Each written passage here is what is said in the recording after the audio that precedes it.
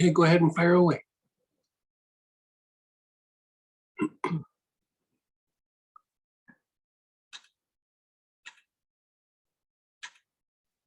Hey, Greg, it's Christy. How are you? Hey, Christy. Sorry I missed your call. I didn't hear it. That's okay. I know you've talked several times about this, but for some reason, when I go to find something, I have a hard time finding it. I have someone I'm working with that we're working with another issue actually, but she's mentioned that there's fibromyalgia. And so I know you've mentioned it's actually something else and you had like a recommendation for it, but I can't seem to find that information. Yeah, do we have that pulled together as a PDF? Or Yeah, we have a PDF. yeah, we'll give you, it's I think we covered it over like 3 study groups. And so yeah, so you know, you could do kind of short-term things, but like it's really better to treat that as a long-term you know, condition, because there's usually multiple factors. And you know, just like in a pinch, like if you're just trying to bring a person like out of a fibromyalgia, chronic fatigue syndrome kind of crisis, you have a couple of options that you could do just right off the bat. One is put just regular sage in alcohol. Like a lot of times I do like 30 to 40 drops per ounce, like, you know, so a 4 ounce bottle, like 160 drops. I mean, it's a lot, but, you know, and then shake it up and then have them like spray it or rub it all over their body. And it's strengthening and toning to the system. It's strengthening and helping to regulate the adrenals. And then you know, it has some anti-inflammatory properties to it. It's soothing to the emotions of mind. You know, it's kind of strengthening, and it's considered a cure-all. So it hits a bunch of processes that, you know, it saves you the time of just trying to evaluate. It will most times pull them out of the middle of a crisis. Like, you know, so that is a good just emergency first aid thing to do with chronic fatigue syndrome. And, you know, you can always put them in salt baths with it, you know, have them take like 20, like, you know, 15 drops is usually a pretty solid salt bath. But like when somebody's really kind of having difficulty in that area, I'll have them do like 20, 25 drops with still like a pound of salt or a pound of Epsom salt. And it kind of helps pull them out of the crisis. And so there's that component. And the other thing that you can do is you can mix frankincense and myrrh together, and then, you know, again, apply it to the body, either in the same methods, or that you could also do like in lotion, you know, lotion or massage oil.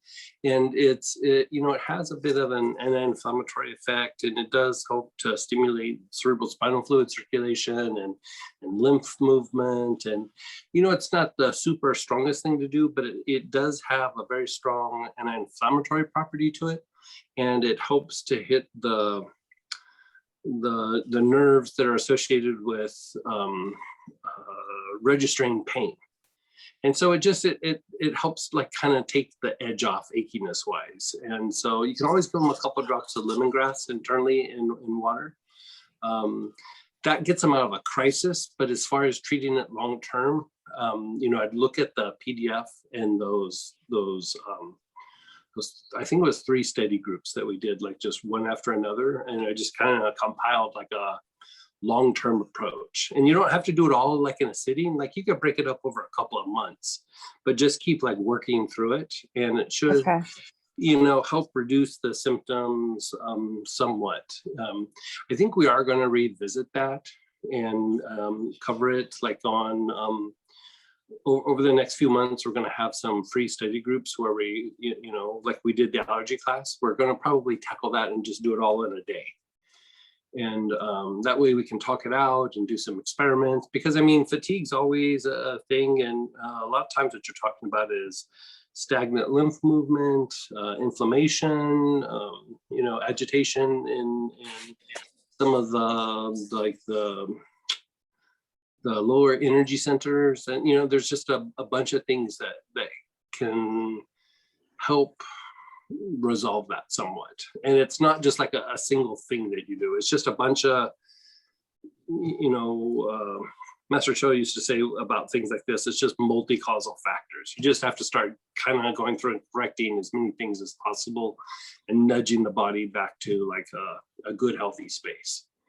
It's actually becoming very, very common, you know, like many, many years ago, we didn't see very many cases of it. We'd see it from time to time, but, you know, over a period of time, you know, it could be the drives of society. It could be all kinds of things, foods, you know, the genetically modified foods. There's all kinds of things that could be stress levels.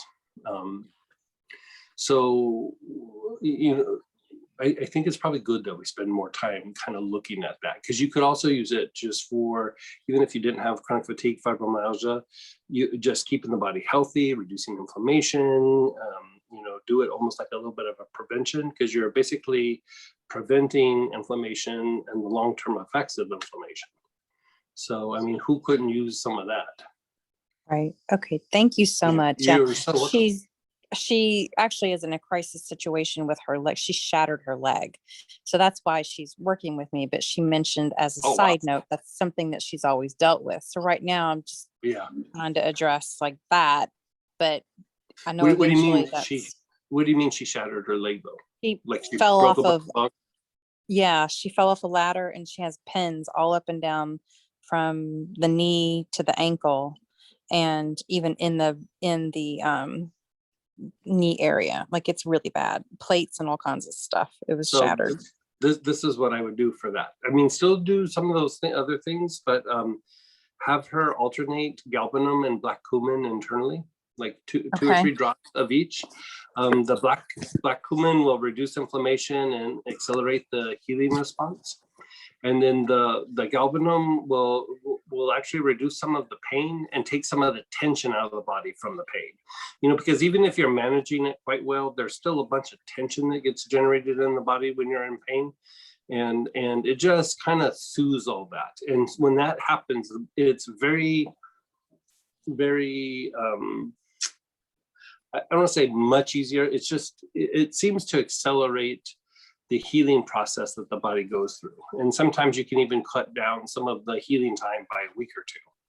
And so I do that. And then, you know, not necessarily on the site, but like say, you know, she's probably in a cast from like mid-thigh down.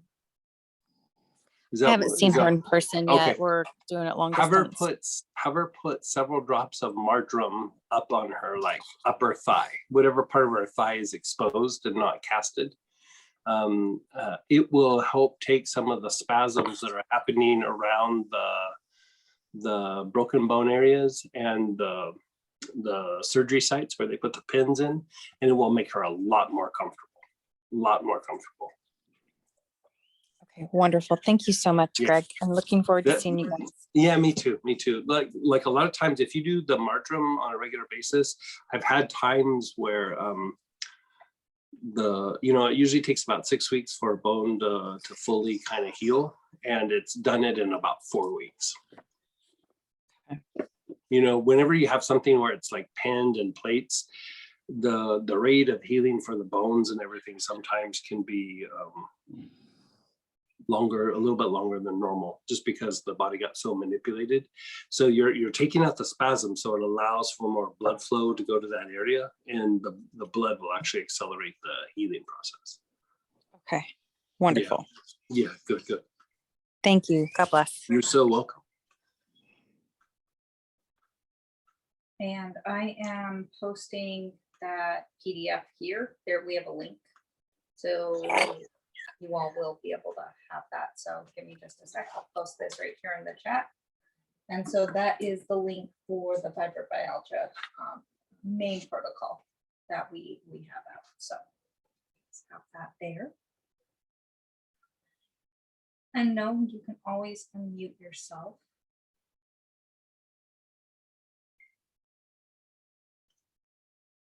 Are there a list of oils for the spa retreat weekend? I'll let you know in the next day or two. I just have to go through and refine my notes a little bit, and we've been on the road, and the weather issues slowed down. We actually didn't get home until just a couple hours ago. We were supposed to get home last night, So I'm a little bit behind on my writing. So we'll get that out to you here real shortly. The treatment you were just talking about, the first part, can that treatment be used after completing prostate cancer radiation treatment where the client is experiencing fatigue? The galbanum and the black cumin, yeah, I mean, there's not as much of an issue to do like the marjoram stuff. You could go back and do the actually sage thing. That's okay. Yeah, you could do the sage component.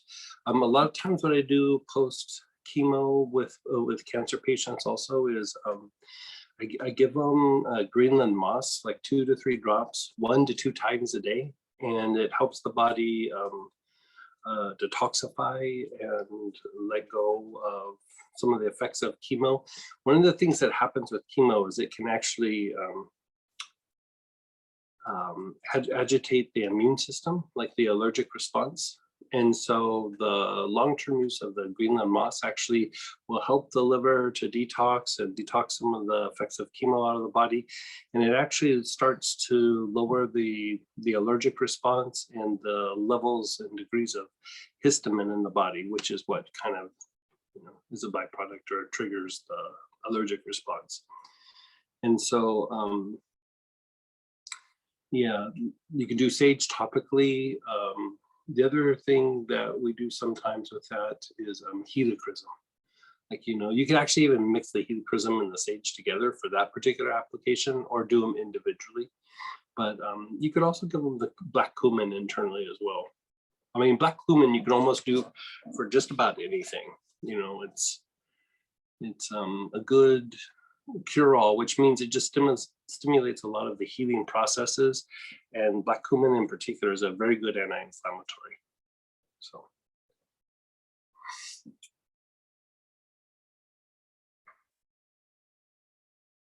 yeah, sorry to hear that they had cancer. Boy, and that broken tibia and knee, that's a rough injury. And I know a lot of you guys just came in. Feel free to unmute yourself or type in any questions into chat.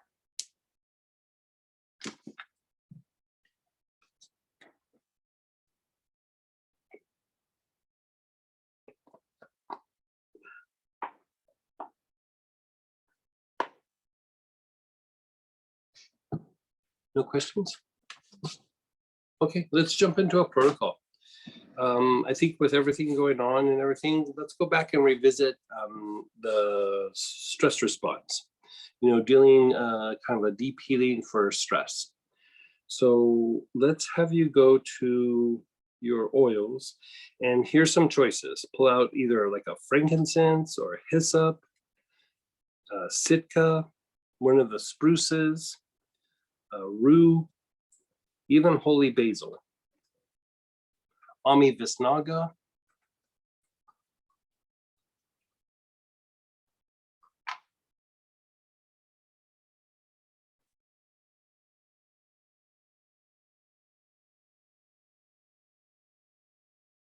Do you want me to have them let us know if they don't have any of those? yeah, if you don't have one of those, let us know and we'll help you choose something else. Spikenard would work, vetiver would work, blue tansy would work.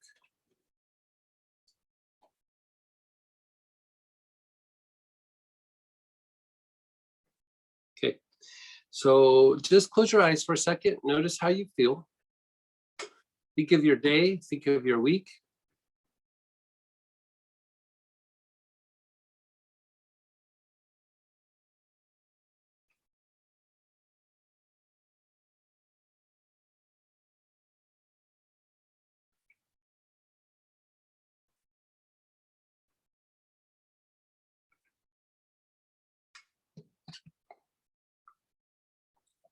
Okay.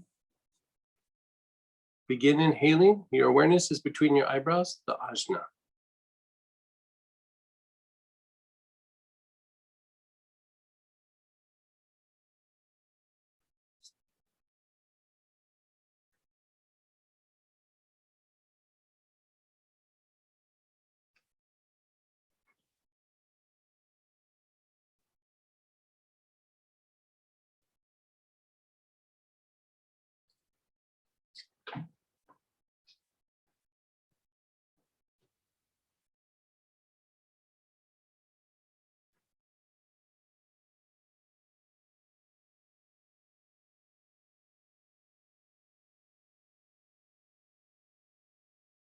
Awareness is still between the eyebrows. You're taking long, slow, deep breaths.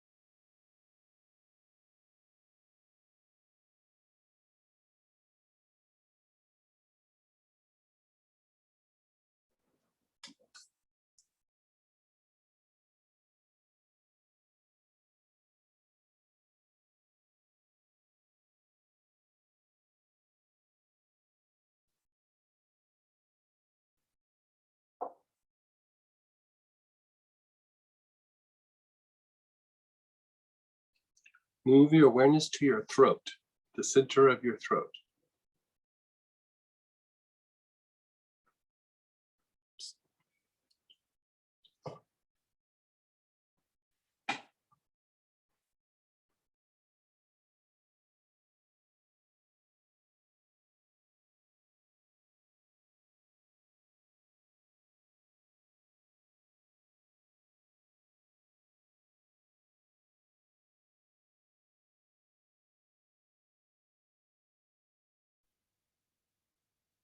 Keep inhaling. Your awareness is on your throat.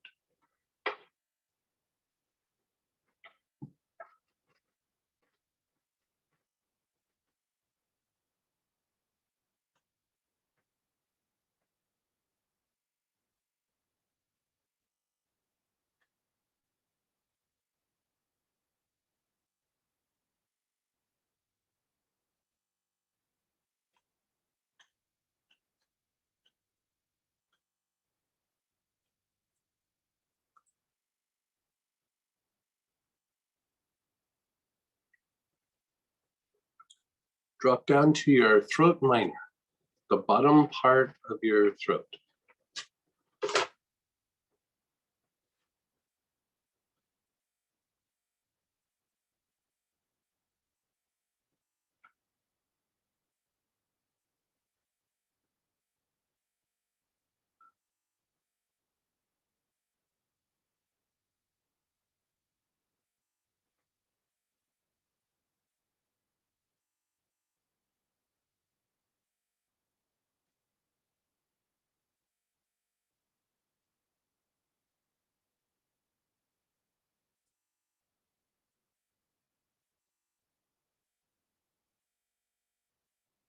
Move up to your cheek minors, below your cheekbones, like right in this area, under your cheekbones.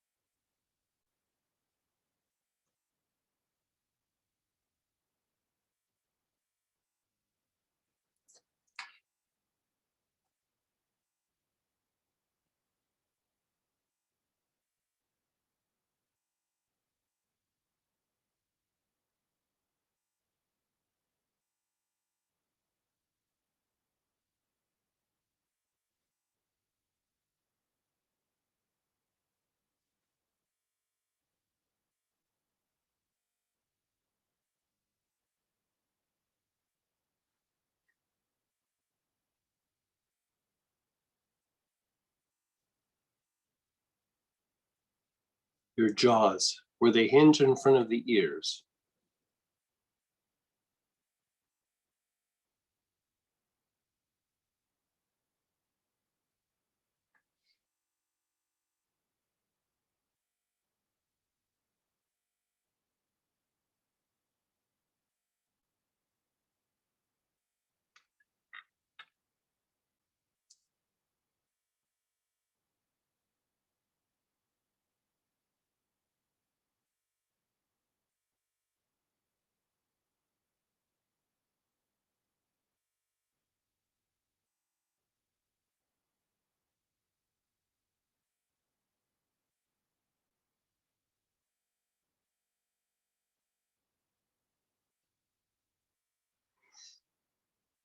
Stay on your jaws.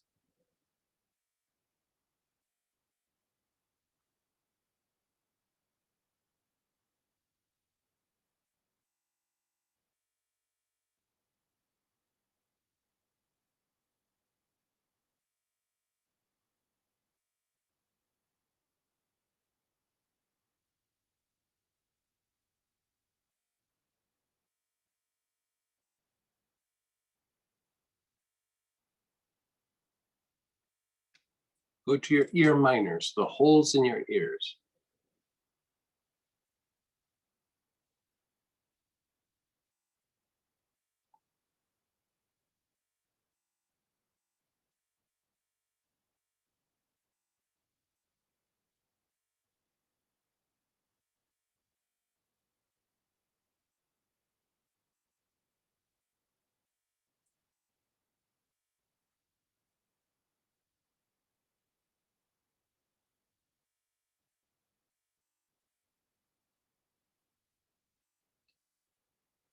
Your back heart.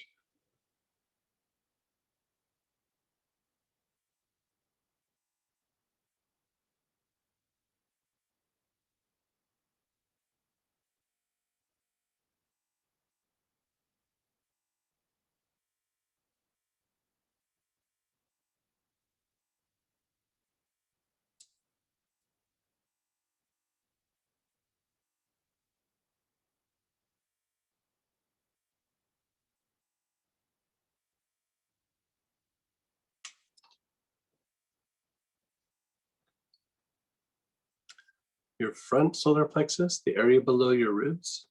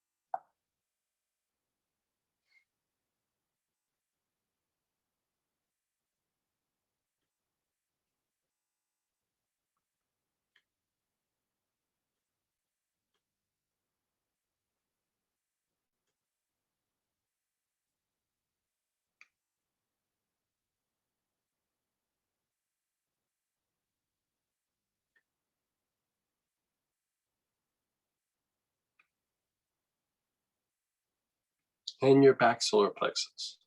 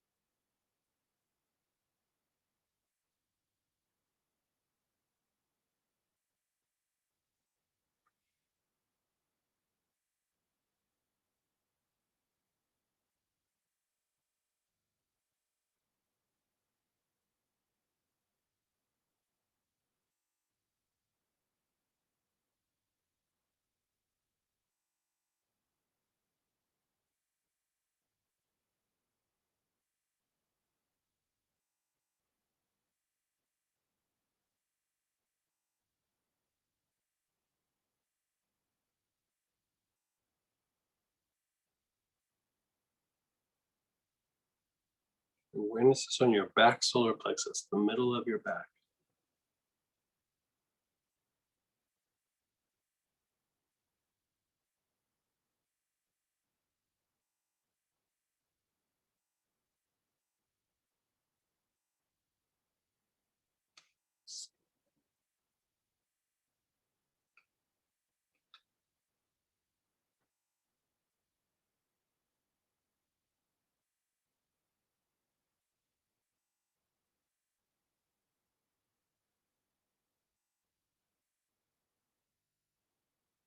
Just be still.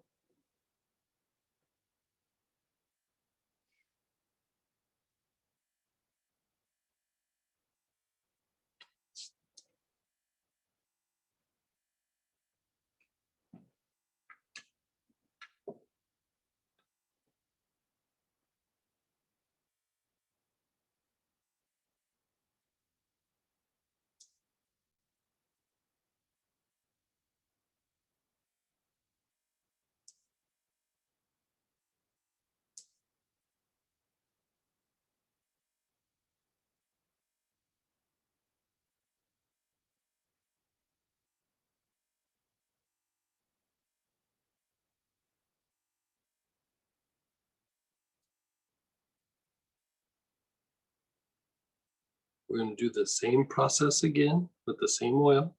Begin inhaling. Your awareness is between your eyebrows.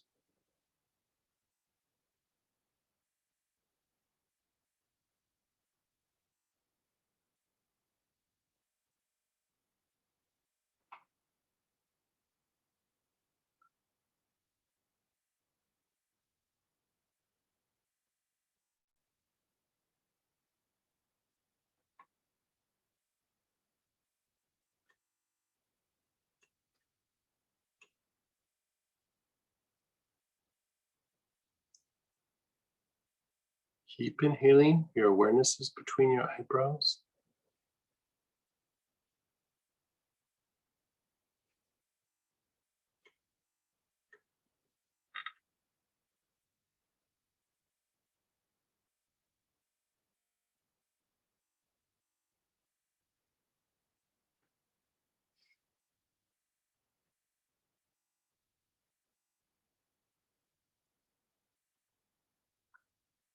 Okay, just be still for a second. Just let everything go. Just keep your eyes closed.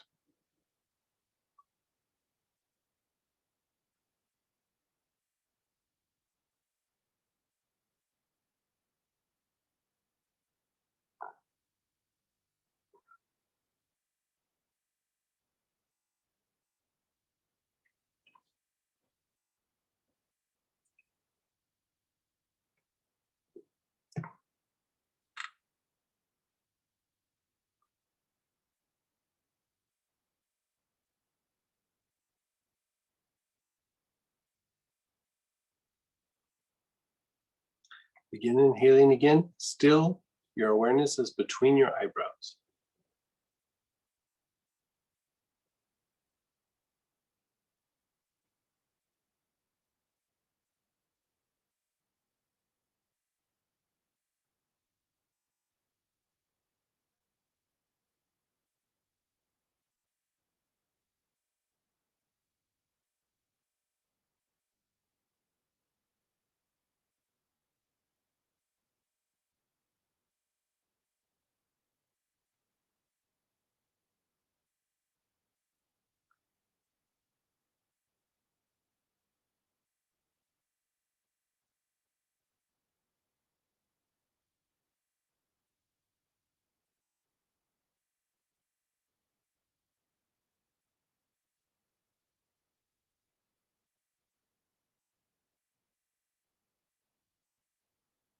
Just be still.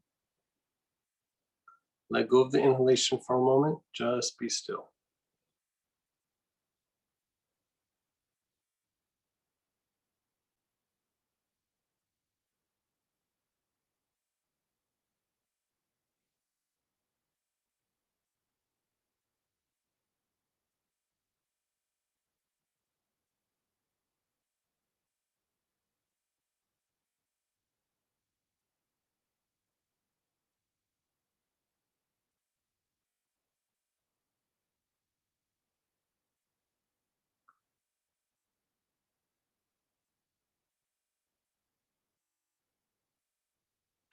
Begin inhaling again.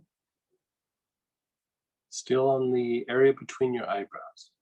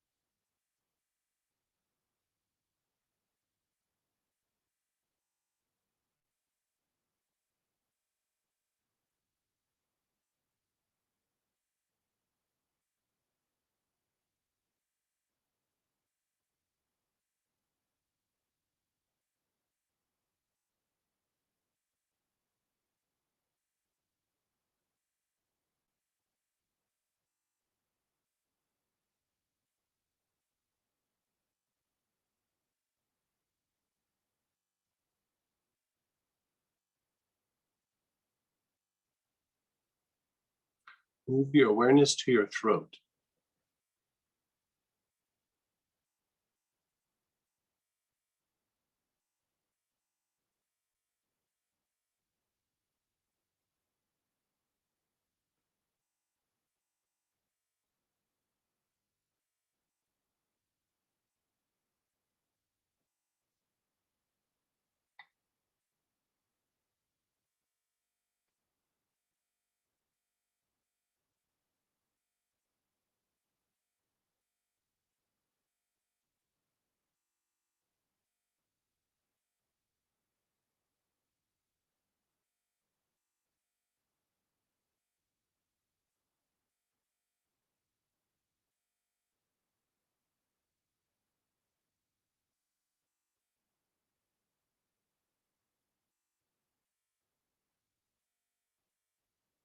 Move your awareness to the bottom of your throat, the throat minor.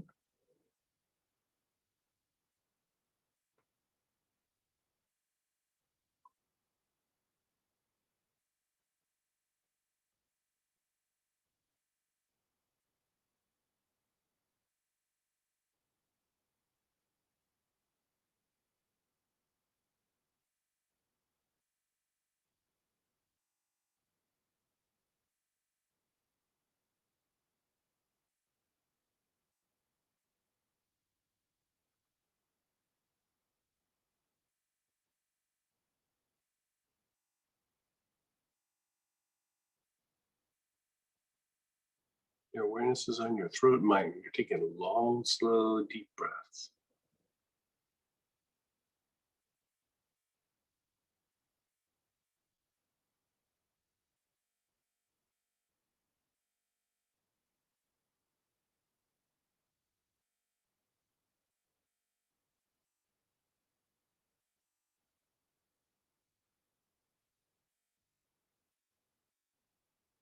Go up to the cheeks, the cheek minors, under each cheekbone.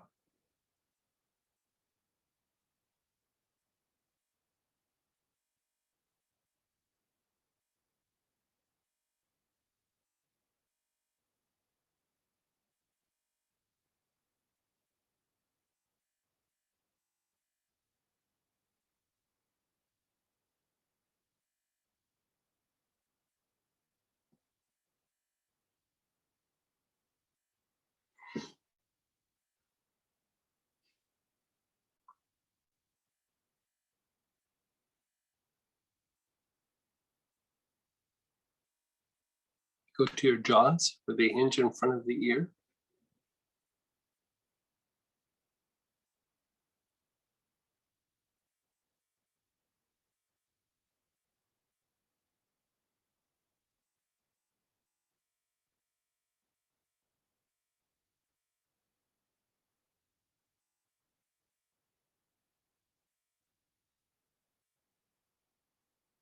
Your awareness is still on your jaws.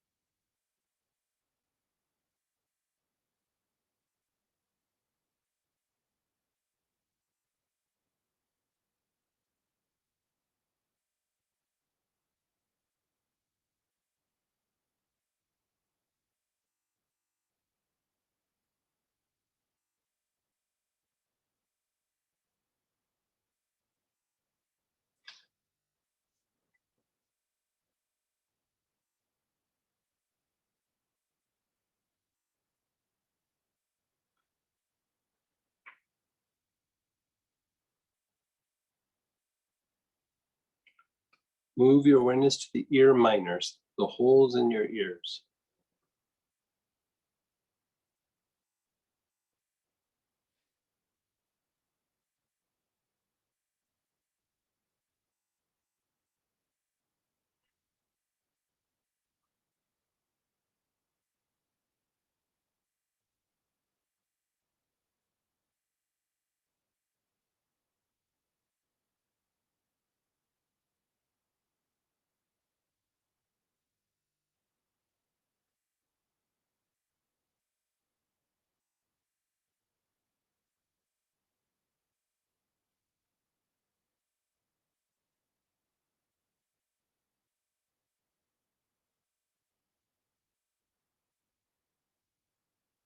Your awareness is on your back heart.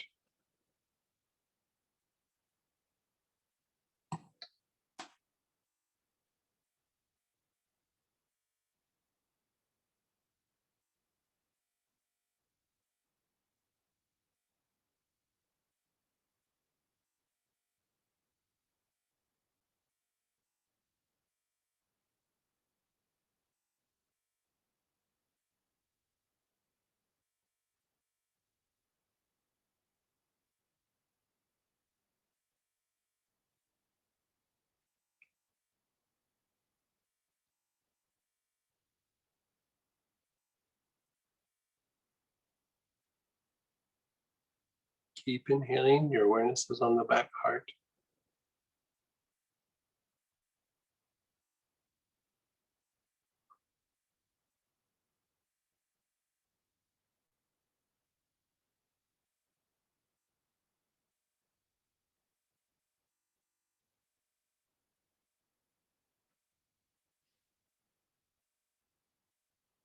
Move your awareness to the front solar plexus, the area below your ribs.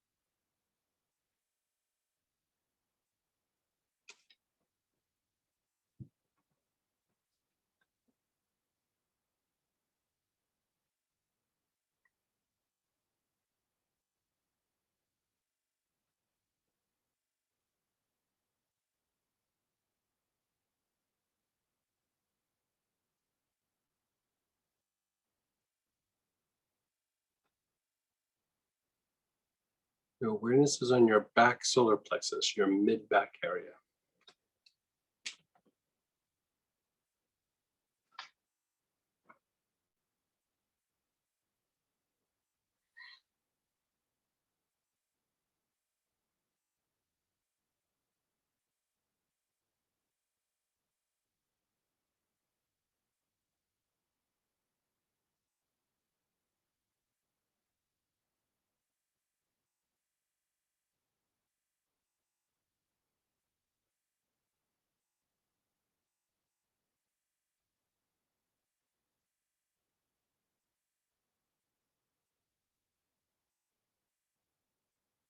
Just be still, be aware. Just let everything go, keep your eyes closed.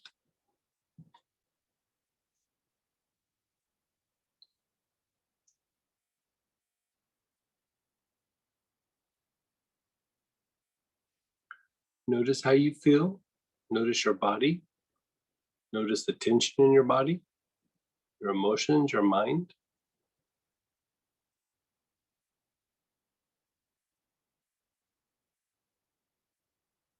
Now, what we were doing here is, for when you're slowing down your breath and you're deepening your breath, you're also taking tension out of the muscle that makes up your respiratory tract.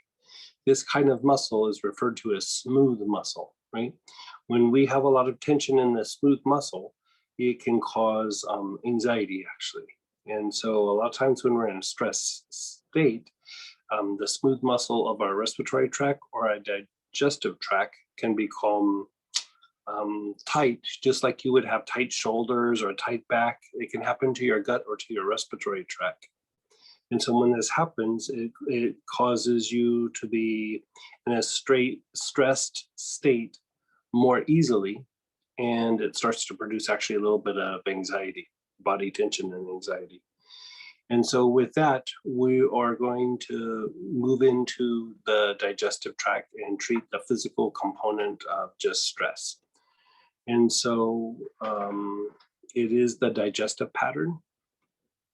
And you can use holy basil, you can use hyssop, you can use rue, you could use Litsea cubeba. All of these are good choices, but a thing that shines really well here is marjoram. Marjoram is really good for this application. And the reason marjoram is so good for this particular application is it pulls you out of the fight-flight response, and it starts to tone what you call the vagus nerve.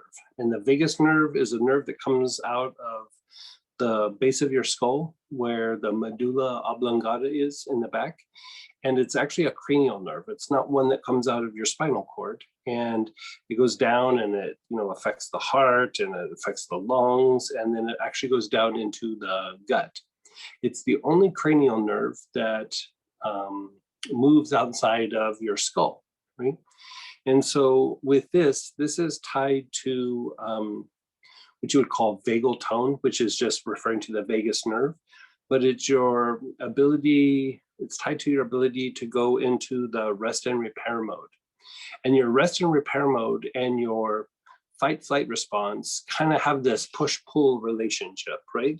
If you're too excessively in fight-flight, it's hard for the body to go and rest and repair, right?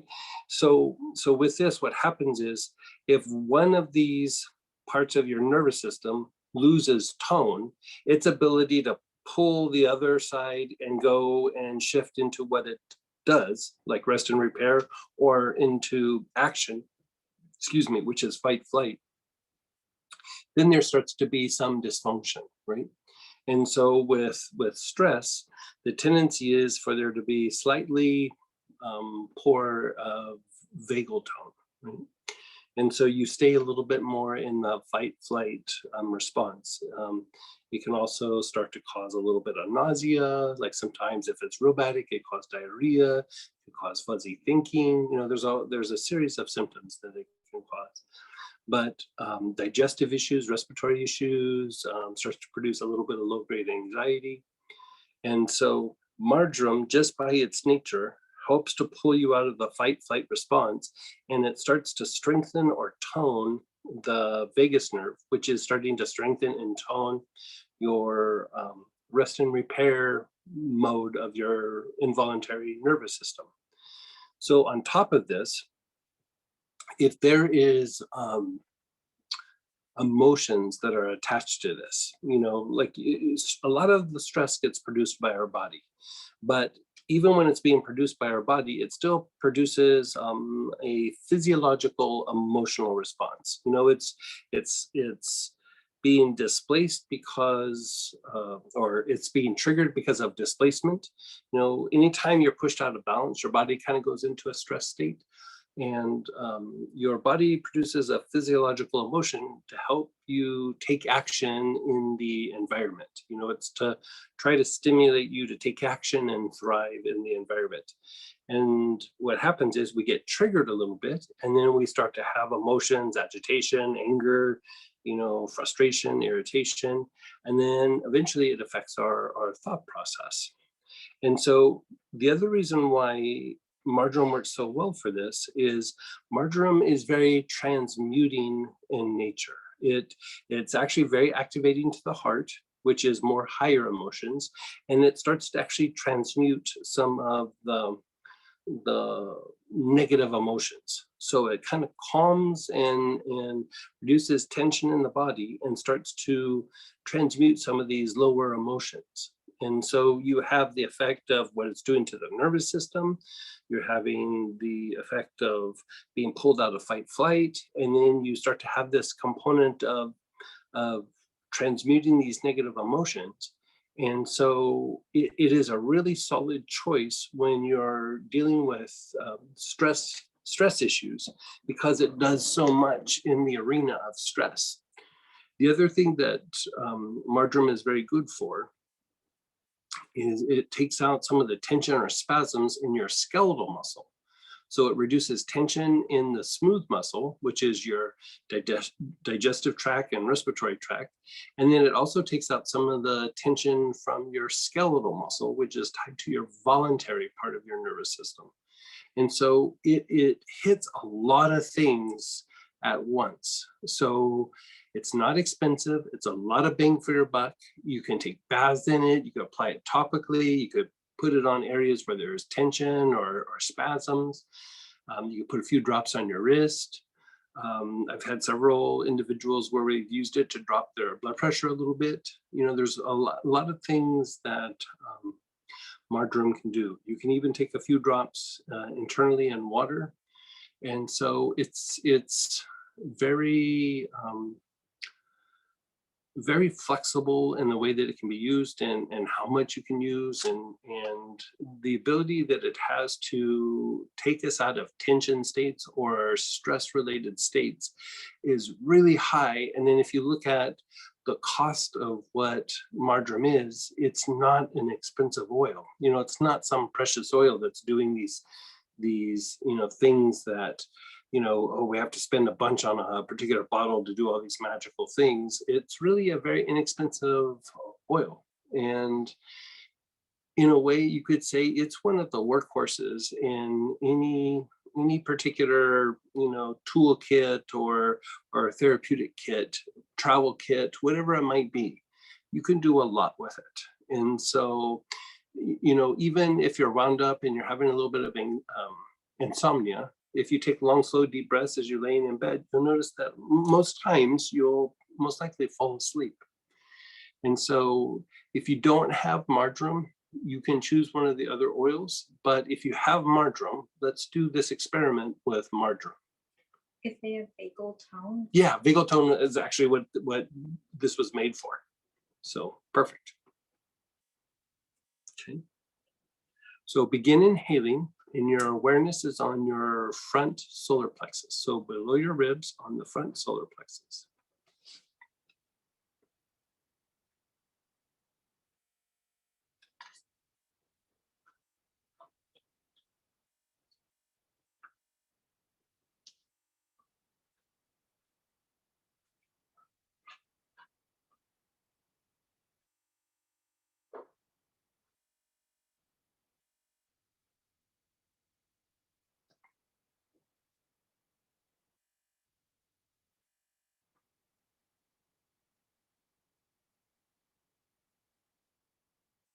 Keep inhaling. You're still on the front solar plexus.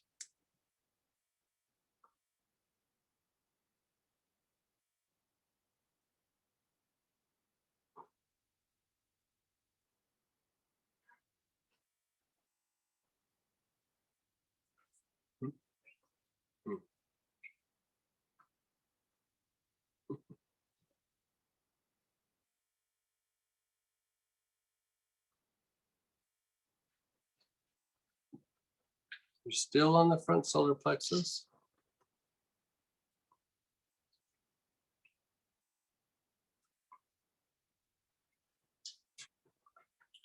Now move to the back solar plexus, which is the mid-back area.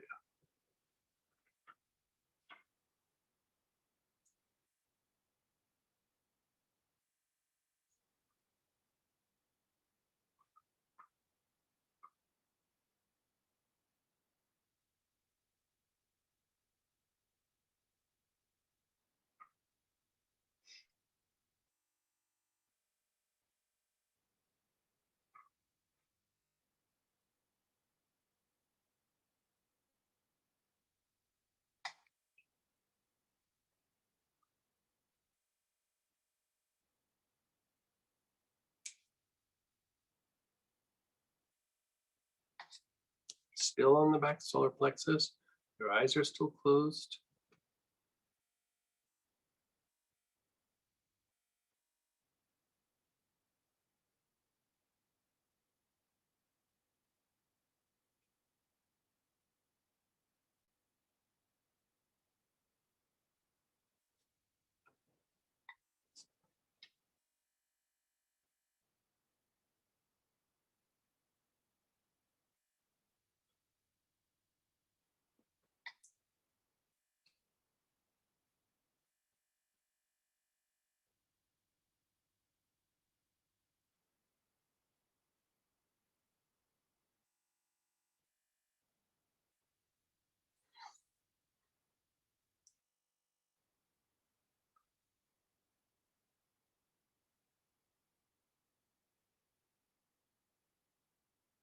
Just be still. Let everything go for a moment. Just be still. Keep your eyes closed.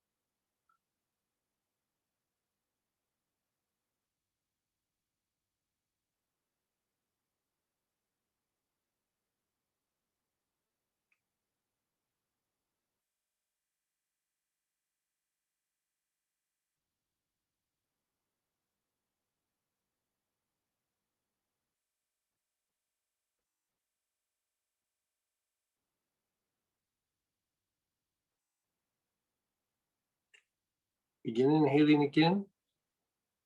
Still on the back solar plexus, your mid back.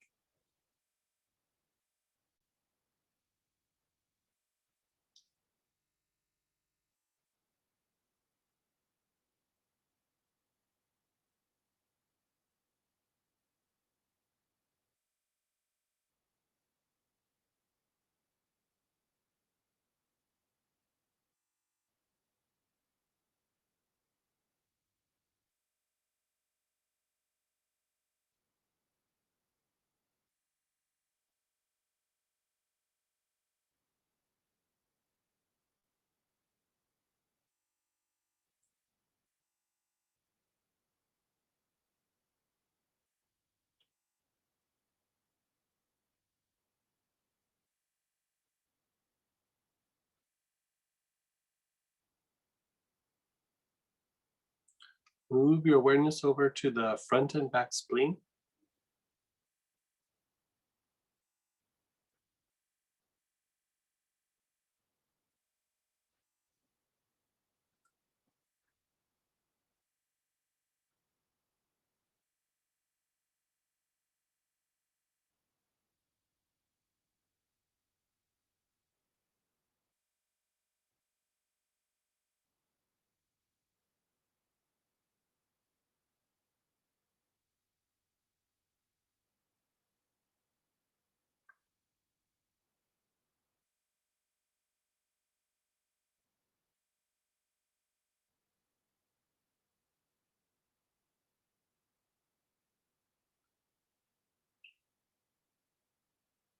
Your awareness is on your navel.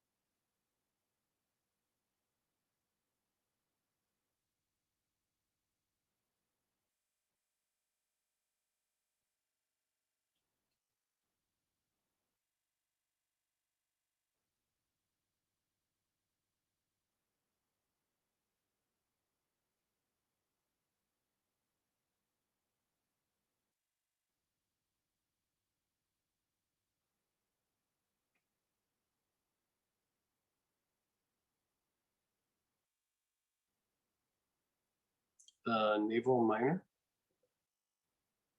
1.5 inches below your navel.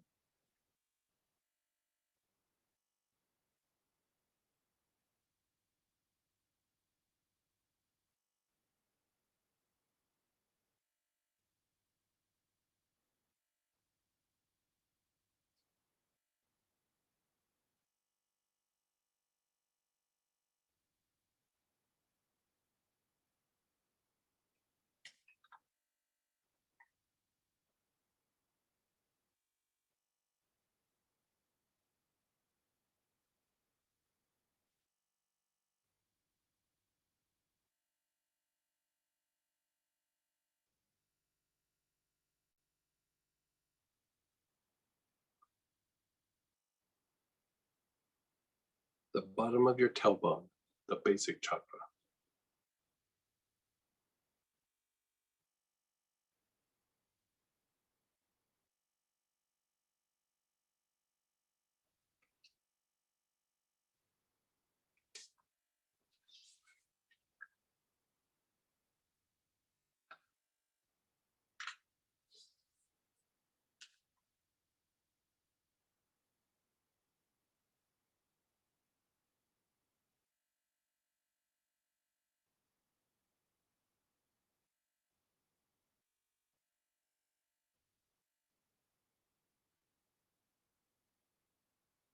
Keep inhaling with your awareness on the basic chakra, the bottom of your tailbone.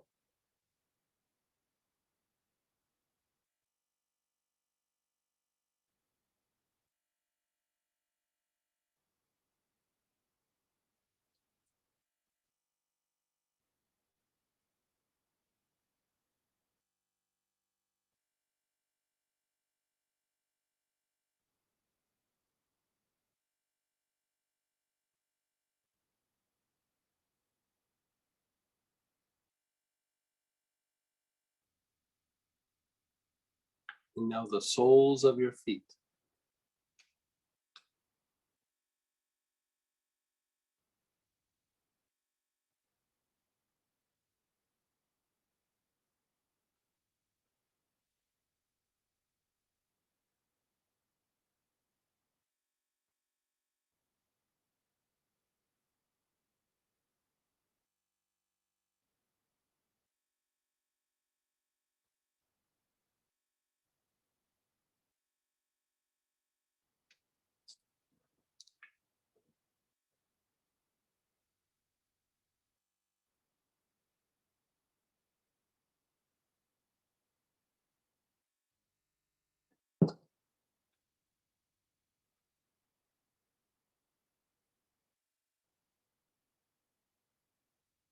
Just be still, be aware, just completely let go.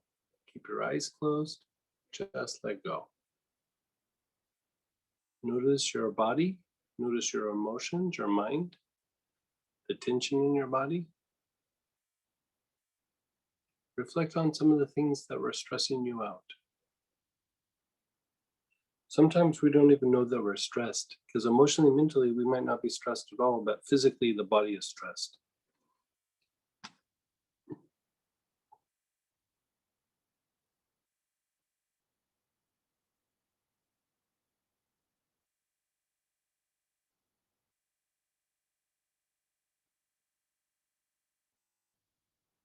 Oh, we had a question come in. Yeah, we're going to do another cycle, but let's take some questions for a little bit. I mean, this is like a study group, so we don't have to do like class style. We can stop in and do some questions. So let's go fire away. Where's my blankie? Oh, those kinds of questions. Yeah, no joke, huh? Here's the thing that's nice. I mean, see, like this person with their blinky, it brings up a good comment.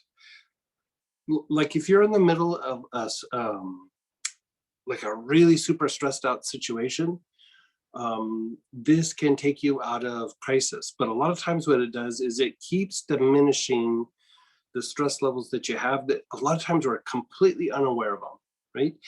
And the things that can cause us to be stressed are not always like negative things. Even positive things cause us to be stressed, because even when we're trying to do something new, something we like, we're in a new relationship, we're in a new job, we're doing a new hobby, you're doing some new piece of some goal that you're shooting for that you really, really like. Even a spiritual practice, emotionally, mentally, oh, you're so there, you got it, you're so into it, but your body is being pushed out of like its normal operating parameters, right? It's not really into all the new things, it's not into the different things. Your body doesn't even like variety, it just wants to do the same thing over and over again, right? And so one of the things that happens is you start to do these new things emotionally, mentally, you're like, but physically, you're being pushed out of balance. Even though you're choosing it, your body, it registers it as stress. right? Because stress is you being pushed out of balance or your normal operational parameters. Like another way to say it, like your habits or your routine. Anytime you're pushed out of routine, your body goes into a stress state. So you sit and you meditate, you have this divine energy come in, you're having a very blissful mental experience, you're having a very blissful emotional experience, and even physically, you have an expansion of consciousness, and you're like, oh God, this is so nice. And then you kind of come back to your body and go, wow, that was nice. That was so beautiful. I want to do that. I want to do that every day. I want to do it all the time. After a little tiny bit, your body is starting to feel stressed because that meditation is displacing lower vibrational energies, right? So what happens is your body starts to go in a stress state. This isn't uniquely a human thing. It's uniquely a being informed thing. Like, okay, so here I have this crystal, right? I have this crystal, and if I use it just in its normal parameters, it doesn't have divine energy. And in a way, it doesn't even have healing energy. It just has a kind of energy, like a kind of earth prana, right? I go through, I clean it, I clean it, I clean it, and then I consecrate it. You know, I ask for it to be blessed. So I fill it full of spiritual energy, and I fill it full of healing energy, and I enhance its natural tendencies with the earth energies or the earth pranas, right? So then I start using it to do the things that I do. It's having spiritual energy come through, it's having healing energy to come through, and the earth energy that it is used to, right? All of this is flowing through it. Now, in a way, it's not used to having that much energy flow through it. And so even this crystal actually will have a kind of stress response. It's not the physical form, it's the little energy beings within it will actually start to have a stress response, because what's happening when you use this crystal is you're evolving the nature spirits. You do that with the plants, you're evolving the plant nature spirits, right? Whatever you're doing, it causes a little bit of a stress state. Like, you know, we have that big mother crystal at Astara, and it's been consecrated in some very specific ways, and we're having people connect their crystals to it and things like this for people who are you know, connected to the classes or to the organization, you know, whatever they're doing. And part of what has to be done on a weekly basis, because so much energy is coming through that crystal, that we constantly have to clean stress off that crystal, because that crystal is actually evolving into something bigger and better than what it was. It's not physically growing, but energetically it's getting bigger and stronger, bigger and stronger. The energy flowing through it is becoming more refined, right? It's changing, it's evolving. And so when we go through and we have these experiences and we go through and we dissipate the stress, it allows the ability to change, grow, evolve, and develop to happen. When we don't, we stay very stuck in where we're at. A byproduct of stress is procrastination, right? So going back to the person going, where's my blinky? I mean, it's very good to pull you out of crisis, but if you can rest, then when you get up and take action, like in the morning or, you know, Monday, whatever it is, you're able to take action to a much higher, greater degree, right? If you don't rest well, you don't work well, you don't play well, you don't interact well, right? If you rest really good, when you get up, you're like, put me in, coach, I'm ready to go, right? And so, you know, a lot of times if we can get the rest going, the action kind of falls in place, because you're already smart, you already know how to do a lot of the things that you're doing. A lot of times the issue is an accumulation of stress energy, or a stress response is super, super agitated.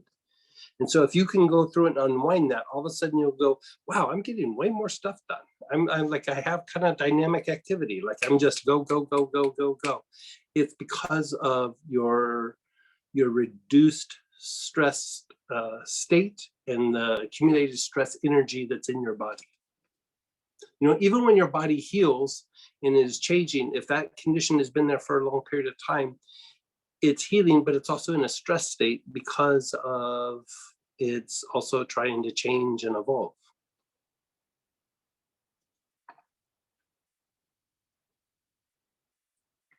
Now, Peggy, your hand was raised. Hey, Peggy. Yeah, let's see if I can remember now. Well, I took my hand down because I forgot what I was going to say. But I've been blessed. I've been blessed to have a large quantity of marjoram, and I use it all the time.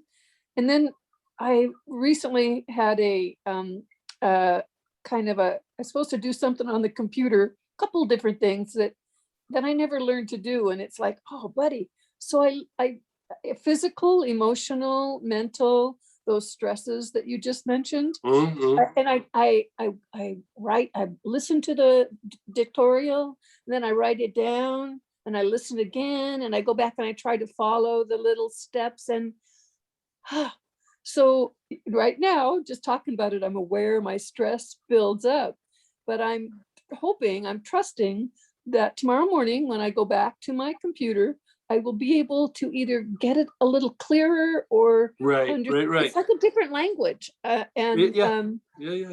So part of my question was, so I liked what you said about taking the sage with the alcohol. I don't even need to add alcohol to my marjoram, huh?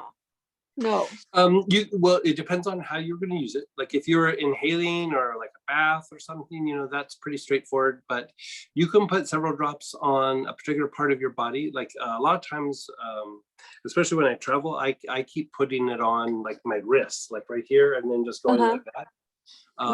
That's just to keep the stress state kind of reduced and keep pulling me out of fight flight. And I'm not stressing about anything, but traveling, you're around a bunch of stressed out people, you're in those little confined areas, there's just, you can just bank on there's going to be some stress, right? Now, if you really want to relax the body and take tension out of the body and really make it sleep really good, put it in alcohol, like again, 25 drops, maybe 30 drops per ounce. So make up a 2 ounce or 4 ounce bottle and then shake it up and then just apply it all over the body and then lay down and just let yourself kind of rest. And it takes the tension out of the body. It takes the spasms out of the body. It will kind of quiet your mind, and it definitely will transmute the stress and the emotions associated with the stress just by putting it on and then just laying there. Well, I put it on every night on my feet and things before I go to sleep, like you said. Yeah, that's a great thing to do. Yeah. Will it help clear my brain so my brain can learn easier? For because learning easier, I'd probably do that, and then maybe in the morning do rosemary. Oh, okay. Yeah. Okay. If you don't have rosemary, you could use peppermint, you could use petitgrain, you could use basil, you could use any of those. All right. I'll give it a try. I want to be able to think clearer, but yes. So this brings up a good point. So okay, you're trying to learn something, you're in a stress state, even if you're not super stressed, there's stress there. Just normal everyday life, there's stress, right? Yeah. And so sometimes it does make the mind like a little bit foggy, or it makes it a little bit difficult to process information. Basil is very good mental stimulant, and it's very good to offset long-term effects of stress. Okay. Especially on the mental body. Okay. Especially on the mental body. Okay. Thank you. So if you're trying to process information, they all kind of do slightly different things. Like the petitgrain is a little bit better for confusion. The rosemary just increases blood and just cognitive abilities, kind of like in general. It just stimulates fluid movement and everything, but basil is a very good mental stimulant, and it does help you kind of process information. Now, if you've had to be processing information for a long period of time, and all of a sudden you're processing, and then your brain just goes, and you kind of shut down. Yeah, that is actually called stress of concentration. And it just means you are concentrating, and at some point you're either learning something new or processing something, the brain got fatigued and just, it cuts out. So all of these will work, but one that works really good for that is actually just good old fashioned lavender. Like if you inhale lavender or put a few drops of lavender in water and drink it, it'll take that stress from having to process information or concentrate for long periods of time. It takes that out and allows you to get back into concentrating and doing what you're doing. Well, basil, I've got 3 different kinds, holy. Any of them and will sweet. work, but a or lot of times regular? I just use the good old fashioned regular basil, but any of them will work. Even holy. Okay, Yeah, even holy basil. For Very this good. one, all the basils will work. thank you, thank you, thank you. You're still welcome. Thank you, I love it. So someone has a non-stress related. Yeah, go ahead, question. fire away. Go ahead, Balaji. Hey, Balaji. Hello, Greg. This is a general question just for my FYI. So, goes back to like a quick question on conscious versus unconscious mind, right? They say basically the conscious mind is just a tip of the iceberg, right? And the majority is unconscious mind. So I was wondering if are we like all these brain wave classes we are going through, will those help to access the unconscious mind, or does it Yeah, and it helps to regulate some of it. Some of the unconscious is higher faculties, and some of the unconscious is actually the information and processing that comes from the body. And so when you go through and you kind of are re-educating the brain waves and stimulating them, your sleep patterns will change. We're tracking it with us with those little sleep devices, and the sleep patterns change. And so like even your sleep process will kind of change, grow, and evolve. And so that helps to tap into like more of the intuitive mind, but some of the unconscious is actually just able to process the information that is coming from the body or awareness of the body itself. Because like your liver, for example, it's functioning and there is a consciousness there that allows the liver to function without you having to think about it. And you're not having to go, okay, liver, do this, liver, do that. It's just doing it, right? So in a way, it's a type of unconscious, state, but it's a lower state, right? But sometimes you might be able to tap into it and go, yeah, I'm not feeling good. It's because of like something's going on with this particular part of my body. Like it increases like body awareness. And then there's like a level or degree where you have like emotional awareness. And then there's a level where there's mental awareness. And then there starts to be even greater where you're aware of other things in the environment to a higher degree. So even with unconscious, there's different levels or degrees of awareness within the unconscious mind. Does that make sense? Yeah, it does. So, but again, when you say for the example, the liver thing, right? So it has consciousness, you said. So is that the whole involuntary stuff wherein, for example, the heart beats? Yeah, you don't have to do? exactly. Yeah. Yeah, exactly. Yeah. Okay. That's why a lot of times, if you think about it, like, so there's the blend, higher consciousness, right? Higher consciousness, right? So if you look at the oils that are in there, they're all to balance and regulate the involuntary part of your nervous system. And so that's not like higher neurological, faculties. That is your some of your base neurological faculties, but by regulating that, it allows the upper centers to actually function to a much higher degree. And so, they're all kind of tied together, but by going through and regulating that, a lot of times those lower ones are in a very agitated state and they don't allow the higher ones to function well or you to process the information that's coming from them. Okay. And so the class we had around, was it 8 intelligences or 9? Will that help again with increasing body and emotional and mental awareness? Because I know we went through this several I guess, aspects to that intelligence, right? Because Yeah, that's developing that's very developed. specific types of how you process information. Oh, okay, okay. And so a little bit different. I mean, it's in the same ballpark, but it's a little bit different. Okay, great. Okay. Okay. Thank you, Greg. You're so welcome.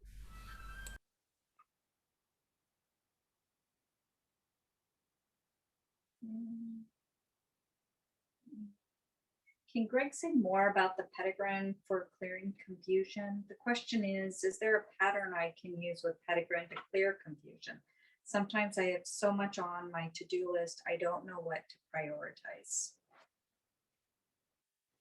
Yeah, okay, so yeah, I'll be glad to do that. But like, so this is what I would say about that. Like, sometimes it is like you get a little fatigued, or there's a little bit of like a little bit of a shutdown because you're getting a little bit overwhelmed and it's causing confusion. It will help with that. But sometimes when we have a hard time prioritizing, sometimes it's because we haven't taken the action to prioritize until it's time to, start putting out fires, so to speak. And so if you want to use it, I'm going to say two things about this. So one is, if you want to use it to calm down the confusion and help you to apply yourself and not get overwhelmed, you could use it in the sinus pattern that we just did, and you could also use it in the cranial pattern. Is Letty on? Maybe she can just post them. Yeah, Letty, if you'd post the sinus pattern and the cranial pattern, they're ones that you're very familiar with. It should help with that. But what I would do also is, when you have a bunch of things that you need to get done, before it's a time of like, I have so much on my plate, I don't know what to do. I mean, whenever you have a to-do list, you should always go through and prioritize it, before it's in like crisis mode. So, you basically go through and go, okay, this is a 1, this is a 2, this is a 3, this is a 4. And it's not based on what you want or what you would like to happen. It's you do, ones are, they need to be done and it's time sensitive, right? Number 2 is they need to be done, not as time sensitive. Number 3 is it would be nice if it was done, but if it doesn't get done, it really doesn't cause a bunch of chaos in your life. If you don't do the 1s and 2s, it causes a bunch of chaos in your life, right? And then 4s are things that you would like, but they're just things that you would like. They're not necessarily things that need to get done, but you would like it if it got done, right? Set those completely aside, the 4s, and when you have extra time, you do them, right? 3s, you set them aside too, and when you get the 1s and 2s done, then you can start dabbling with the 3s, right? But your task list should always be the 1s and 2s first.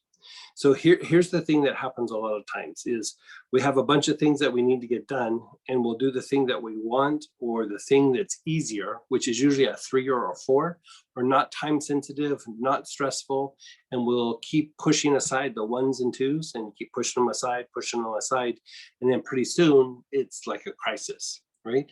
If you knock those out, then you have times for 3s and sometimes even 4s. And it's not like a stress state. And so sometimes just this was life-changing for me, by the way. Sometimes by changing how you categorize something changes the nature of the stress state or the crisis state that happens when you start getting overwhelmed. For me, I always did the things that I wanted or that I would like, but I always kind of avoided the 1s and 2s. Now, when I knock out the 1s and 2s, I have time to do the 3s and sometimes even the 4s, and life is stable, relatively stable.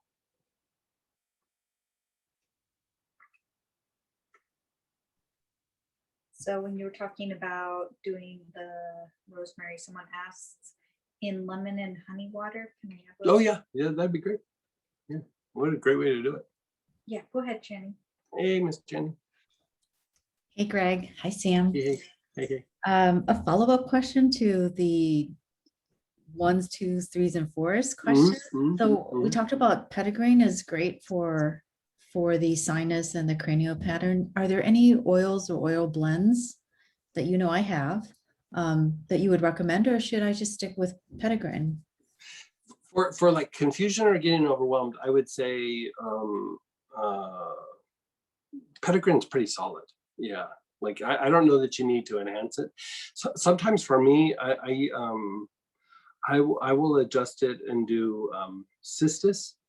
But cystis is not so much about the confusion, is it kind of shifts you out of the left brain thinking and makes you go a little bit more right brain, but without getting super spacey.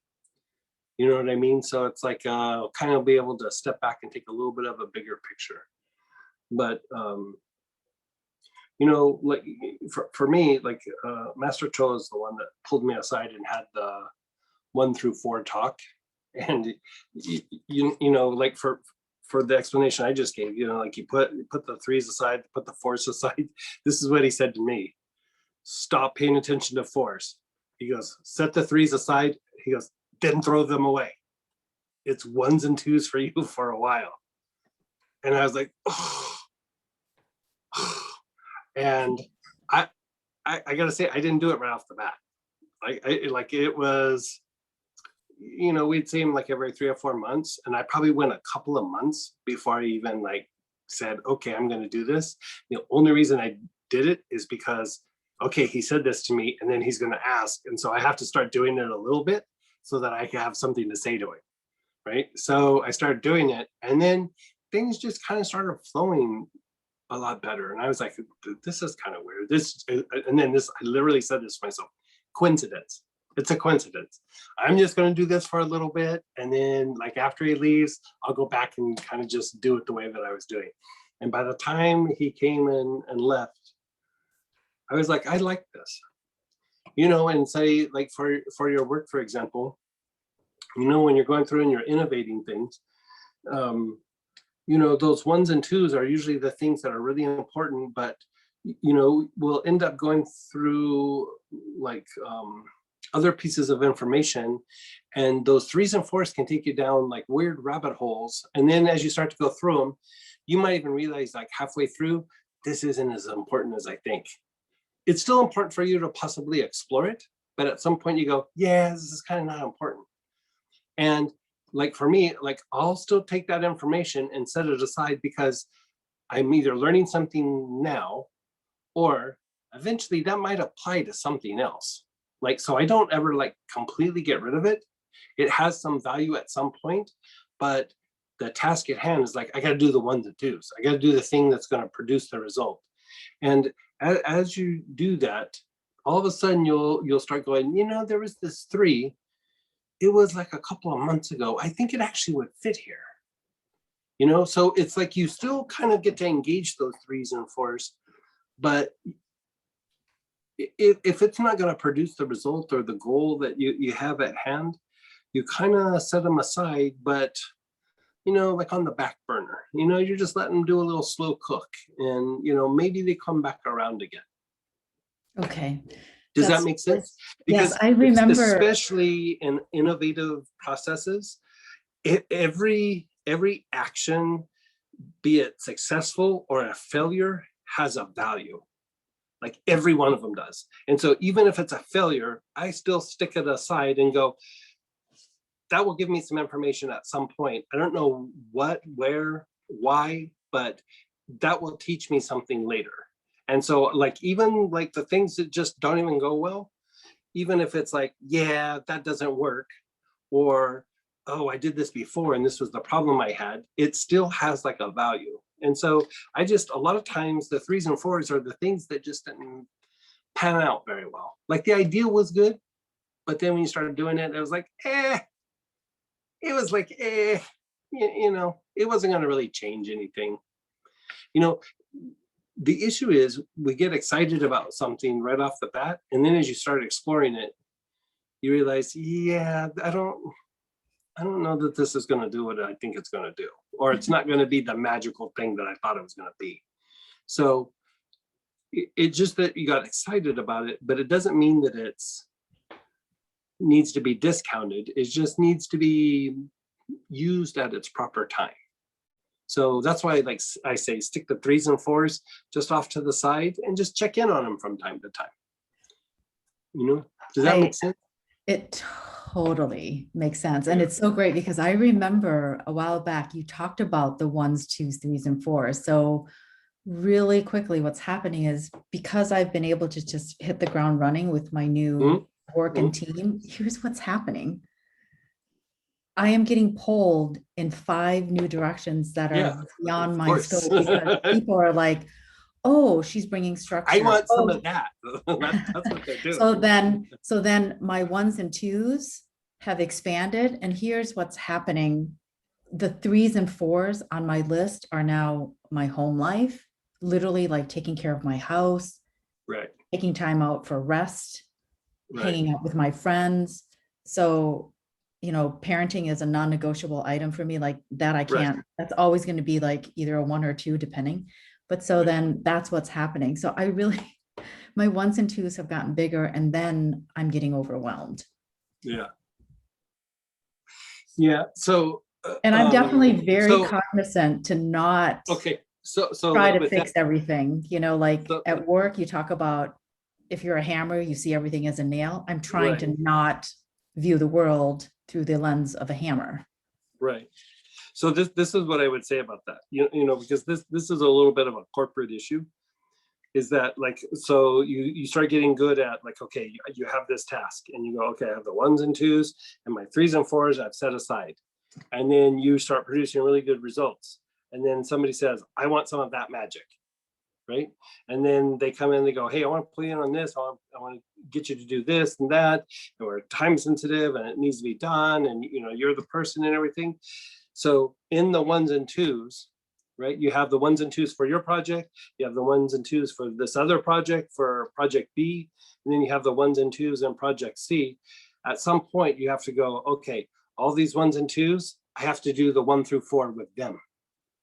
So the 1 through 4, the 1s and 2s are my personal project. Then is project B a 1 or a 2, or is it a 3?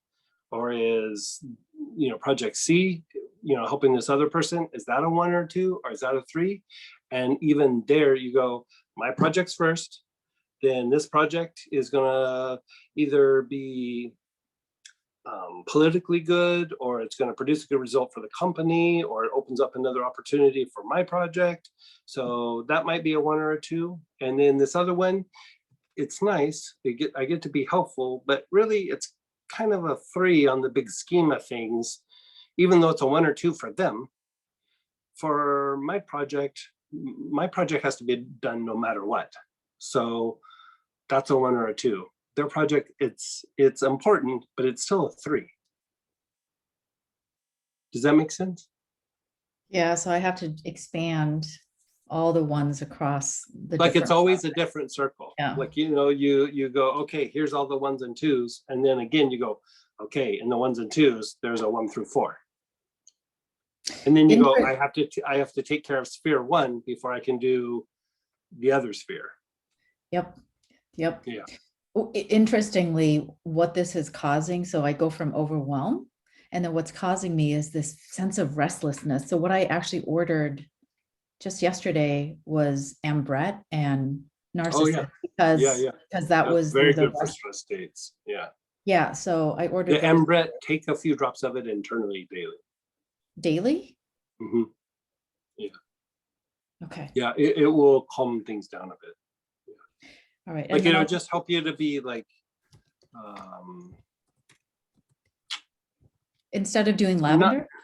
It's like non-reactive is not the best word, but like my experience with it is it makes you not sweat the small stuff, and everything's the small stuff. You know what I mean? It's like, okay, the building's on fire, and you're like, it's okay. We'll get out of here, but let's grab the important papers and, you know, walk out, and, you know, everybody be orderly, you know, instead of like freaking out. You just kind of are always in that state of like, okay, we'll be okay. Let's just get out of here really quick, or the fire's covering the door. Let's get out through the window. Let's, like it just keeps you really kind of like even keel. Okay. Yeah, it's Ambret and Rose are really super good for treating chronic depression because of what they do. Like, and that's part of it is the Ambret that's what it does. Like, it just makes everything not like a flash going off in your face. Okay. And I'll just use the restlessness pattern for both of those oils, right? Mm-hmm. I mean, you can put it on your wrist topically, but like if you don't have to take it internally every day, but maybe the wrist daily, but from time to time, still take it internal. Okay. Yeah. Thanks, Greg. That was great. You're so welcome. Thank you. Go ahead, Balaji. Hey, Balaji. Sorry, Greg. So going back to the question, sorry, you're talking about the stress of concentration stuff, like wherein you're reading, and then you hit like a wall because nothing is going in. And did you say that take lavender internally? Yeah, you take like most times, lavender is best inhaled or through the skin. Okay. Like it is like, I mean, 90-95% of the time, it's better topically or through inhalation. There's not a lot of conditions where it's like, yeah, it's better to take lavender internally instead of the skin. I mean, almost everything you could put it on the skin or take a salt bath or just sit and breathe it, and it does what it needs to do, right? Mm-hmm. But when you have stress of concentration, sometimes the inhaling of it it helps, but it doesn't quite get you there. And so, you could take a few drops in water and drink it, and then even wait about 10-15 minutes and do it again, a couple drops, and then drink it. And you'll notice like, you're like, oh, I'm feeling pretty relaxed. And then you start looking and processing the information, and you kind of just start going into it, and you realize like, oh, I've been doing this for like 20 minutes. Like I didn't even realize, where before you're like, oh, I can't do this anymore. It's sucking my will to live. I can't do this, right? It's just the stress has accumulated. And so if you can get to that place of just almost not even thinking about that you're doing something that's uncomfortable or hard or something, lavender can get you there if you're already kind of doing it. It won't get you started, but if you were rolling and then kept hitting just like stumbling blocks because you're just, it's you're just not able to push through it, lavender will get it.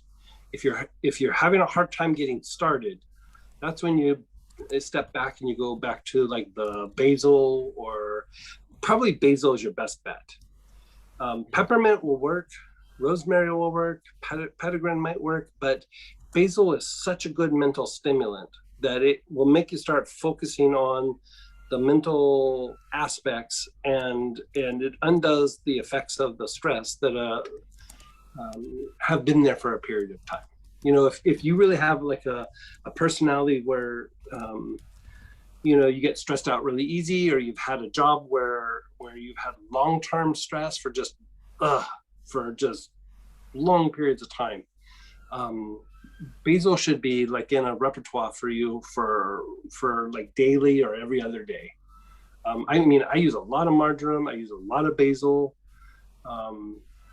Sometimes I'll go a period of time without using basil. I use all the fancy things too, but there's just some bread and butter things that I'll be doing something. I was like, God, why can't I get the juices going? And then I realized, yeah, I haven't done basil in like a week. And then I start doing basil again a couple of times in a couple of days, and man, I'm just bam, bam, bam, bam, bam. I'm back to my old self again. So basil internally or just inhaling? You can inhale it, but for that, personally, I do it internal. Like I just do a couple of drops, and if I'm really feeling like I'm not getting the juices going, I inhale it. I put a few drops on the wrist. I do it internal until those juices are flowing. Okay, and then because also you mentioned about like rosemary, right? So can you sort of use rosemary and lavender and maybe the basil in combination? Right? Yeah. Yeah. Okay. Yeah. Okay. Yeah. All those oils that I talked about, rosemary, peppermint. Peppermint and lavender, they're okay together, but I would probably separate them a little bit. But rosemary, basil, petitgrain,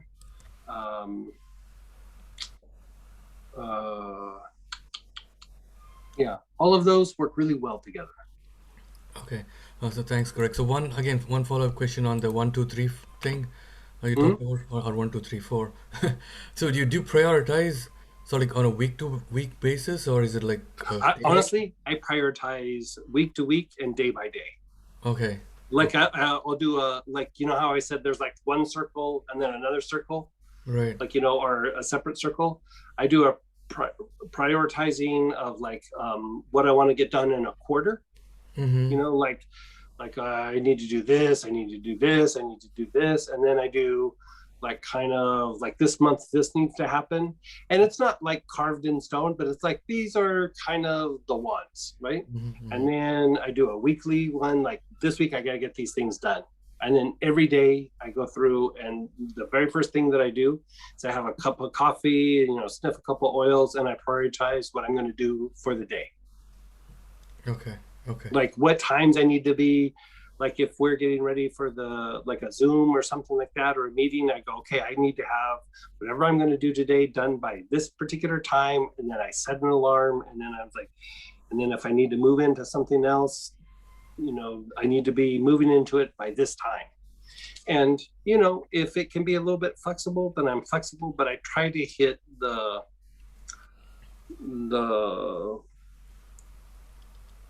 I don't know what you call them, like hit the deadlines. You know, if I don't think I'm going to do it and I got, you know, 70% done, I'll go, okay, I'll stick this on right off the bat tomorrow and step into my next goal or next meeting or whatever it is. You know, I kind of prioritize it like that. So does it mean, say for example, you said, okay, weekly basis, again, quarterly to weekly to like daily, and then do you also do like sort of maybe a retrospective at the end of the day and see where you are? Because you said like, okay, I'm done with this 70%, so now I need to carry this over. Do you do something like that on? Yeah, I sit and reflect almost every day. Sometimes I don't, but like a lot of times I'll sit and just like sit on the couch or lay on the couch, or you know, if I'm traveling, I'll just sit in a chair for a little bit and like just take 10 minutes and go, okay, I got all these things today. What was I supposed to do? You know what I even do this with? My packing. Like I have a bags that are already partially packed. There's things that I got to take. There's things that are critical that I take. And then if I have a little bit of room and still have some weight that I can fit into the suitcase, I'm going to take this and this. And so like I get all packed, I get my clothes, I get all the oil, you know, get everything that I'm going to do. And then I always, even when I have to get up early in the morning, I always schedule enough time to where I can sit on the couch for 15 minutes and go, okay, I got my paperwork, I got the booklets, I got the oils, I got the clothes, I got the iPad, I got, you know, some special thing that I needed to take. Okay, what else did I need to do? And then I sit there and I wait, and then I'll go, cables, you know, something else. And then I'll just sit there and kind of go through my list and just like sit with it. You know, like it's not even like I'm grinding on details. I just go, okay, am I missing anything? I kind of go through what I'm going to do through the next few days while I'm traveling. I sit with that for a moment. And then if nothing hits me, then I feel good. If something hits me, then I get up and I take care of it right in the moment. Because usually if you let it go, you'll forget about it. Right, I've been there, yes. Yeah. Oh, that's not a you thing, that's a everybody thing. Like if you don't, you either got to write it down or you have to get up and take action. And it's just easier it almost takes as much time to write it down a lot of times for some of those simple things is just to get up and do it. Yeah. Here's the thing about it too. The more that you train yourself to get up and do something right in the moment, as long as the body's not exhausted or tired or it's not, you know, like not a good time. Like if you're laying in bed, don't get up and do this. But like if it's during the day and you go, I needed to do that thing. It's going to take 5 minutes. The old Greg would sit and go, well, I could do it tomorrow, or I could do it. I could do it later. You know, later is the kiss of death. Like you just go later because you're not even scheduling it. Mm-hmm. You know, and so my way around it, you could do it tomorrow, like in the morning. I'll just go get up and just do it right now. Just be done with it. And so, but here's the thing too, is even with that, your priority also is you need to have rest. You need to interact with your family. You know, it's like what Channing was saying, like, you know, you need downtime. And like if something comes up and if you're in the middle of downtime, I go, no, I will deal with that later. The important thing here is I need to rest. I need to think big picture so that I have the energy and the strength to do this all week or all month, not just for what I'm getting done right now today. And if you know, like I'm getting tired and if I don't rest right now, I'm gonna have a substantially less productive day tomorrow. Or if I don't have a little friend time or downtime, I'm going to be super cranky by the weekend. Just know that about yourself. Like, don't judge it. It's just, it is what it is. You know, people are wired differently for that. If you know that you need a little bit of downtime, give yourself the downtime. You know, especially as we get older, we need more time to recover than we did, you know, the 5 or 10 years prior. You know, when I was younger, I could go and go and go. And now I can go for a while, then I need to rest. And so if I rest well, my action is substantial. If I don't rest well, I just do a bunch of stuff like halfway. It's just, it's okay. It's just, it's not great. Mm-hmm. Great, thanks, Greg. So just one quick thing. So because you walked us through this whole 1, 2, 3, 4, is maybe sometime down the road, can you just like take a class on this? Maybe Oh, go I'd love to. deeper? We'll do it in the retreat. Yeah. Oh, awesome. Okay. Let's do it in the retreat. Okay. Yeah. I mean, the retreat, we don't have to follow a booklet. I mean, I am going to write up like a little thing, but yeah, let's do that. I mean, for me, honestly, it was life-changing. I mean, life-changing. Like it blew me away. I would put the 1 through 4 up with how life-changing it was, up with the strong meditations. Mm-hmm. Like they're hand in hand. Like it was that impactful in my life. Like the strong meditations, it brought something really amazing to my life. That 1 through 4 thing, it also brought something really amazing to my life. I'm laughing because there was the before Greg and then the after Greg with that. It was like night and day difference. Great. So I'll take the after Greg thing. So please. Yeah. Thank you again, You know, Greg. because like when I was younger, I could get stuff done, but I just, it usually, like if it was for other people, I did really well with putting it into a 1 to 4 unconsciously. I wasn't doing it consciously, but I was like, yeah, I need to get these things done, right? I need to get them done and I need to produce the result for this person. But when it came for me, I was quite the opposite. Yeah, I'm like And you. so if it was for a job, I did really well. If it was for me, not so much. So a lot of times people are usually good in one area and not all of them.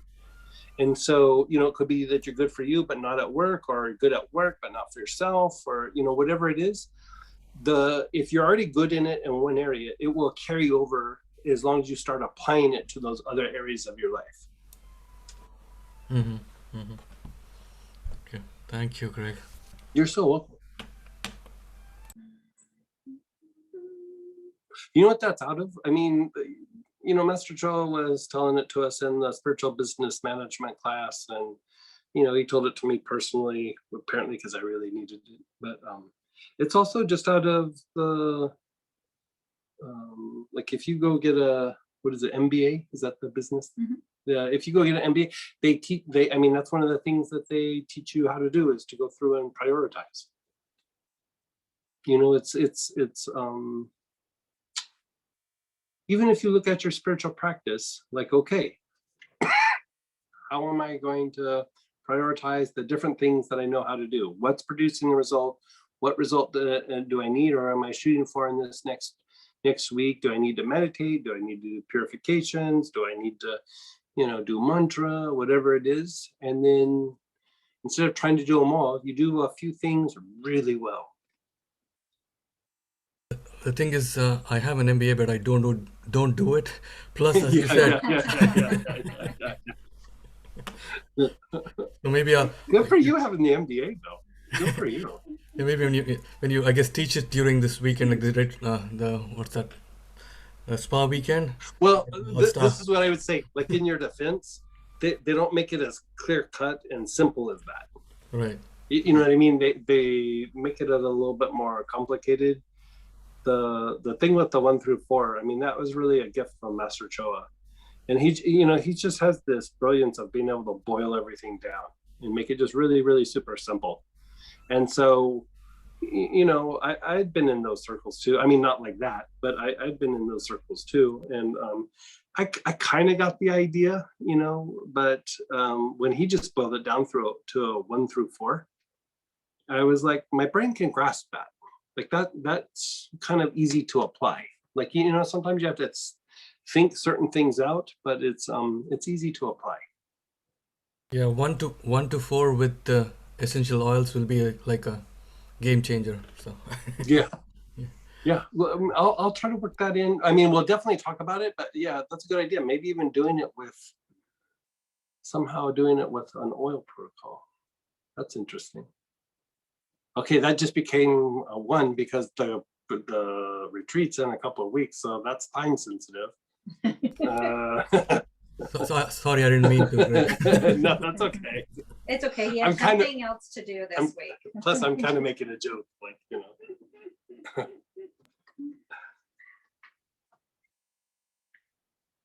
So back a few clarifying questions. Someone was wondering, how does rose and ombre affect organic depressions, referring to non-psychological or emotional depressions? They're still actually quite substantially strengthening to the body, and they're very good for helping the brain and some of the brain chemistry issues. A lot of like physical depressions, there could be some variations. Like some of the physical depressions, there could be a lot of accumulated stress. There could be a lot of accumulated trauma and trauma responses. And so if the rose and the ambre don't quite cut it, I'd say like usually after 30 to 60 days, you want to see some sort of shift, not completely, but you're wanting to see like, it's not as intense, it doesn't last as long, you're able to get up and function a little bit easier, you're starting to see shifts and changes. If that's not working, sometimes you have to just keep experimenting with different things. The next one to try is lemon verbena. And lemon verbena really helps with releasing long-term grief and long-term shifts in perception. And so, a lot of times when we're having depression, we're kind of checked out with some of our feelings, and so it could be anger, it could be grief, it could be various things that we are not quite clear on what it is. And you have to keep in mind that even physical depression generates physiological emotions. And so it's not just going to be, it's the body's going down. There's still an emotional component and a mental component. Just like when it's emotional and mental depression, there's still a physical component, right? So those always can play a role. Then, some of the simpler ones for depression can be things like cinnamon or cassia. Sage actually works somewhat well for physical depressions. Geranium actually can have an impact on some of the physical depressions as well. Another one that's a little bit of a sleeper that you really don't think about is jasmine. You would use it topically. One of the things that jasmine works really well for is postpartum depression. And that is a very much driven by the biology, and so jasmine can be actually quite helpful for that. Makes you a little bit more internally flexible. It makes you a little bit more lighthearted. It strengthens the body. It calms down the adrenals. It does a bunch of things. Jasmine's Jasmine's probably a little bit underutilized in the therapy realm because it's, you know, it smells so nice, and it's a bit expensive, so it doesn't always hit the routines in medical aromatherapy for treating things, but it can be quite helpful in adrenal related issues, fatigue issues. I was actually even using it for a little while for people with dementia. It didn't always work, but you know, sometimes with the dementia, they feel a little out of control and they'll start getting agitated and a little combative. And the regular use of jasmine, about 60% of the time, would actually calm the person down and made it so that they could be redirected really easy without getting combative. And so, you know, if you had like a family member that, you know, has dementia and they you know, they don't have their faculties like they used to, sometimes they become very relaxed and, you know, they're just trying to fit in, or sometimes they become combative. And so the combative component, you could use jasmine. Now with the Brit, did you give a pattern for using that, or how was that? Actually, probably just putting it on the wrist and from time to time taking it internally. And then the jasmine on the wrist? as well? Jasmine on the wrist, and if you're trying to calm down like the combative component, make it into like a lotion or ointment and rub a little bit on the chest and a little bit on the low back. And then with the rose, would you take that internal? The rose, if it's like Damascus rose or the rose alba, you know, I don't talk about it a lot because it's a bit pricey, but since we're talking about it, those two very easy. The Turkish rose, which is like the Damascus rose, but the rose absolute, you really kind of don't want to go too crazy with the rose absolute, just because it's you know, it's not a distillation, it's an absolute, and they used a different process, and so it's they cook off the thing that they use to extract it when they make an absolute, but there's still like a little tiny bit of remnants there, and so better to do the Damascus or the rose alba.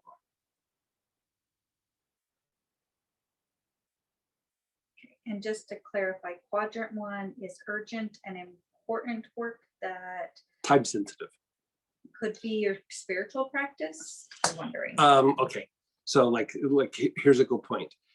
It depends from person to person. It could be your spiritual practice as long as your finances and your physical like life and lifestyle are